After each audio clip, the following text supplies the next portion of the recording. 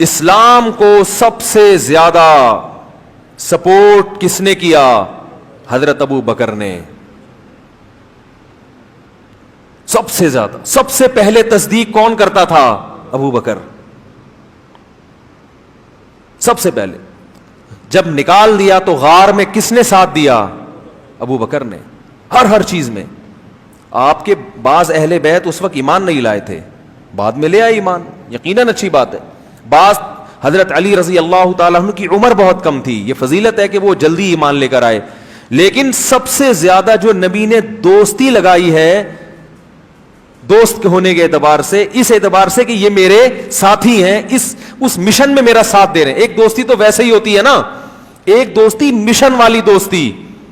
دیکھو آپ کوئی کاروبار شروع کرتے ہو تو کاروبار کو پروموٹ کرنے کے لیے جس سے سب سے زیادہ ہیلپ لیتے ہو تو اس بزنس میں وہ آپ کا سب سے بڑا یار ہوتا ہے.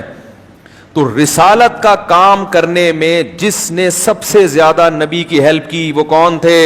ابو بکر. اور اس میں کوئی آپ کا ثانی نہیں بن سکتا. نبی صلی اللہ علیہ وسلم نے کہا، مشرک وہ ابو جہل تھا یا پتہ نہیں ابو لہب تھا، تو وہ آیا نبی کے پاس، حضرت ابو بکر کے پاس، کہنے لگا کہ پتہ ہے تمہارے ساتھی نے کیا دعویٰ کیا ہے کہ وہ آسمانوں پہ گئے ہیں اور اس طرح سے جو ہے نا سیر کر کے آئے ہیں آسمانوں کی، اور رات کے تھوڑے سے حصے میں. اس کا خیال تھا اب تو ابو بکر بھی کہیں گے یار یہ تو کچھ غلط ہو گیا. تو ابو بکر رضی اللہ عنہ نے کہا کہ کیا واقعی انہوں نے یہ دعویٰ کیا ہے؟ اس نے کہا ہاں. وہ تو مذاق اڑا رہا تھا نا. انہوں نے کہا پھر سچ کا ہے. پھر کیا ہے؟ سچ کا ہے. ایسے موقع پہ ایسا ساتھ دینا. صلح حدیبیہ میں کیا ہوا ہے؟ دب کے شرائط قبول کی گئی ہیں نا، یعنی بظاہر دب کے ساری شرطیں مانی گئی ہیں. کس کی؟ اب ایک طرف 1400 صحابہ بیعت ہو رہے ہیں نبی کے ہاتھ پہ کہ ہم موت تک لڑیں گے. منظر بالکل یہ ہے کہ لڑائی والا، جوش میں آ گئے. لیکن جو شرائط طے کی وہ ساری کس کی مانی جا رہی ہیں؟ تو سب ایک طرف ہو گئے. سب کے دل میں ایک وسوسے آنے لگے کہ بھائی ہم تو دین برحق پر ہیں، یہ نبی صلی اللہ علیہ وسلم یہ کیسی شرطیں، یہ تو ہماری ذلت ہے. حضرت عمر بھی جوش میں آئے اور صحابہ بھی. لیکن جب ابو بکر سے پوچھا گیا انہوں نے فرمایا اللہ کے رسول ہیں جو کر رہے ہیں صحیح کر رہے ہیں. تو ہر موقع پہ کس نے ساتھ دیا؟ سب سے زیادہ. ساتھ تو سب نے دیا لیکن سب سے زیادہ کس نے؟ ابو بکر نے. تو ٹھیک ہے حضرت علی یقیناً ہم ان کی خاک کے برابر بھی نہیں، نبی نے اپنی بیٹی دی، مگر یہ جزوی فضیلت ہے کہ نبی کی رشتہ داری ہو جانا، نبی کا نواسا ہونا، نبی کی اولاد میں ہونا، یہ جزوی فضیلت ہے. کلی فضیلت کیا ہے کہ نبی کے مشن میں نبی کا ساتھ سب سے زیادہ کس نے دیا. تو یہ فضیلت کس کے حصے میں آئی ہے؟ ابو بکر کے. زندگی میں بھی اور دنیا سے جانے کے بعد بھی. دنیا سے جاتے وقت بھی آپ نے نامزد کس کو کیا کہ ابھی دین کمزور ہے، اس کو طاقت کس کے ذریعے ہوگی؟ ابو بکر کے ذریعے. اور آپ نے فرمایا کہ لوگ ابو بکر کے علاوہ کسی کو قبول، لوگ کہیں گے کہ نبی کا جانشین کون ہے نبی کے مشن میں؟ سب یہ ایک بیک زبان ہو کر کہیں گے ابو بکر کے علاوہ کوئی نہیں ہو سکتا. سمجھ میں آ رہی ہے بات؟ تو نبی کے دنیا سے جانے کے بعد بھی سنبھالا کس نے دیا؟ نبی کے مشن کو کس نے؟ ہمارے نبی کی جو موت تھی وہ اتنا بڑا غم تھا صحابہ کے لیے کہ بہت سے لوگ حواس باختہ ہو گئے تھے. حالانکہ ایسے موقع پہ جذبات نقصان پہنچا دیتے ہیں. موقع مل جاتا ہے. صحابہ مان ہی نہیں رہے تھے کہ آپ کا انتقال ہو گیا ہے. حضرت عمر کتنے مضبوط تلوار لے کے کھڑے ہو گئے اور کہنے لگے من کانا، وہ کیا الفاظ ہیں کہ جس نے بھی یہ دعویٰ کیا کہ نبی کا انتقال ہو گیا ہے، اضرب عنقہ، اس کی گردن اڑا دوں گا میں. تو ظاہر ہے ایسے موقع پہ تو ایک حقیقت ہے نا، گراؤنڈ ریئلٹی ہے، اس کو تو ماننا چاہیے. تو عجیب حالت ہو گئی صحابہ کرام کی، بھئی یہ تو ہو ہی نہیں سکتا. لیکن ابو بکر جنہیں محبت سب سے زیادہ ہے تو وہ نبی کے مشن کو فوکس کر رہے ہیں، نبی کی ذات کو فوکس نہیں کر رہے. وہ سب کو جمع کیا انہوں نے، مسجد نبی میں خطبہ دیا یا حالانکہ سب سے زیادہ غم کس کو ہو رہا تھا؟ لیکن جذبات کنٹرول میں کہ نبی کے مشن کو فوکس کرنا ہے. بھائی نبی دنیا سے چلے گا، اب یہ ذمہ داری ہمارے اوپر ہے. یہ بکھر گئے اگر اس طرح کی باتیں شروع کر دیں تو یہ تو نبی کے مشن کو گویا بھول رہے ہیں. نبی کا مشن اللہ کی طرف بلانا تھا. تو کھڑے ہو کر خطبہ دیا، یا ایھا الناس، لوگو من کان منکم یعبد محمدن فإن محمدن قد مات. دیکھو اگر تم میں کوئی محمد صلی اللہ علیہ وسلم کی عبادت کرتا تھا تو تحقیق محمد پر موت واقع ہو چکی ہے صلی اللہ علیہ وسلم.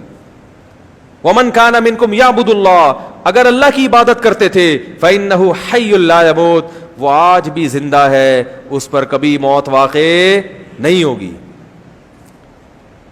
تو ایسے موقع پہ ساتھیوں کو سنبھالنا یہ سب سے بڑی ذمہ داری ہوتی ہے. آپ صلی اللہ علیہ وسلم کتنا خوش ہوئے ہوں گے جب آپ کو پتہ چلا ہوگا میرے دنیا سے جانے کے بعد اس قوم کو سنبھالا کس نے ہے, ابو بکر نے سنبھالا ہے. کتنا خوش ہوں گے آپ.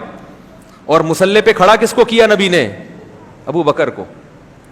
جب آخر میں بیمار ہو گئے تو کس کو مصلی پہ کھڑا کر رہے ہیں, حضرت عائشہ فرما رہی ہیں یا رسول اللہ میرے والد ابو بکر کمزور دل آدمی ہیں, وہ آپ کی غیر موجودگی میں آپ کے مصلی پہ کھڑا ہونا برداشت نہیں کر سکتے, وہ تو برداشت نہیں کر پائیں گے کہ یہ مصلی کس کا تھا, نبی کا. کسی اور کو کہہ دیں, عمر کو کہہ دیں وہ مضبوط دل ہے, فلاں کو کہہ دیں, فلاں کو کہہ دیں. نبی نے اپنے داماد کو بھی نہیں کہا ایسے موقع پہ.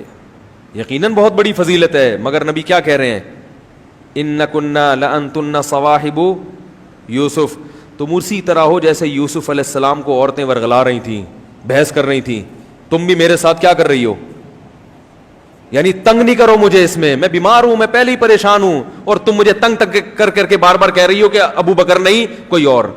جب یہ ڈانٹ پلائی ہے نا نبی نے, پھر انہوں نے کہا نہیں بھائی کون کھڑا ہوگا مصلی پہ.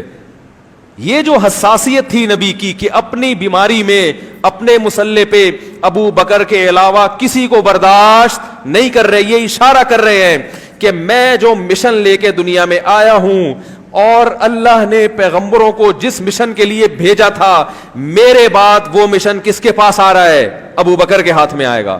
مصلی, کیونکہ نبی کے لیے سب سے قیمتی جگہ نبی کا مصلی, تو اس مصلی پہ کون کھڑا ہوگا, ابو بکر. اور ابو بکر کے علاوہ کوئی عذر میں کسی کا بھی قبول کرنے کے لیے تیار نہیں ہوں. حضرت علی کو بہت بڑی فضیلت, داماد رسول ہیں, مگر یہ جزوی فضیلت ہے. جیسے موسیٰ کو علیہ السلام کلیم اللہ تھے, بہت بڑی فضیلت ہے, جزوی ہے. رسالت جو اصل مقصد ہے اس میں نبی کا نائب کون ہے, ابو بکر. رسالت میں نبی کی نیابت کس کے پاس آئی ہے, ابو بکر کے ہاتھ میں آئی ہے. اور ابو بکر کے بعد حضرت عمر, جو خلیفہ کا مطلب کیا, نبی کے جانشین. حضرت ابو بکر کے بعد حضرت ابو بکر نے خود کس کو بنایا, عمر کو, کسی اور کو نہیں بنایا. یہ بتا دیا کہ نبی نے مجھ پر اعتماد کیا سب سے زیادہ, تو میں اپنے بعد سب سے زیادہ اعتماد کس پہ کرتا ہوں, عمر پہ. اور پھر ان کے بعد حضرت عثمان کو امت نے منتخب کیا, اور اس وقت کی امت نے جو اس دور کے بلکہ روئے زمین کے اب تک آنے والے انسانوں میں سب سے بہترین لوگ تھے. انہوں نے کہا کہ کس کی سلیکشن ہوگی, نبی کا مشن کون سنبھالے گا, رسالت کا مشن کون سنبھالے گا, عثمان. اور حضرت عثمان کے بعد حضرت علی. پوری امت کا اتفاق ہے. تو رسالت میں نبی کی نیابت اور خلافت جو اصل فضیلت ہے اس میں سب سے پہلے ابو بکر, پھر عمر, پھر عثمان, پھر علی. تو اسی وجہ سے ہم ان 4 صحابہ کی ترتیب بیان کرتے ہیں کہ نبی کے بعد سب سے بڑا مرتبہ کس کا, ابو بکر کا, پھر حضرت عمر کا, پھر حضرت عثمان کا, پھر حضرت علی رضی اللہ عنہم اجمعین. تو وہ داماد رسول ہونا بہت بڑی فضیلت ہے, اس میں کوئی شبہ نہیں ہے, مگر یہ جزوی فضیلت ہے. رسالت والی جو اصل فضیلت ہوتی ہے جس کی بنیاد پر مقام ملتا ہے, وہ مقام سب سے پہلے کس کو اللہ نے دیا, ابو بکر.